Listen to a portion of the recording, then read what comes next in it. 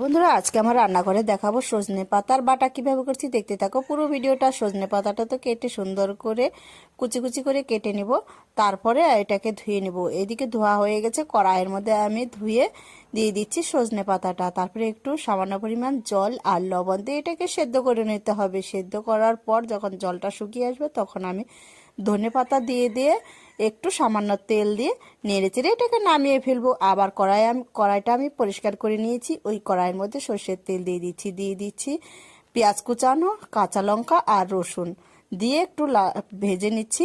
তারপরে দিয়ে দিচ্ছি কালো জিরে আর শুকনো লঙ্কা দিয়ে লাল লাল করে আমি ভেজে নামিয়ে ফেলবো। এখন পাটায় বেটে নেওয়ার পালা। এইরকম বাটার রেসিপি কার কার খেতে ভালো লাগে অবশ্যই কমেন্টে বলবেন। একটু স্বাদ মতো লবণ দিয়ে আমি এটাকে বেটে নিব। আর ভিডিওটি ভালো লাগলে অবশ্যই সাবস্ক্রাইব, লাইক, কমেন্ট করে পাশে থাকবেন। এইরকম পাটায় বেটে কিন্তু আমি এখন এটা নামিয়ে ফেললাম। অসাধারণ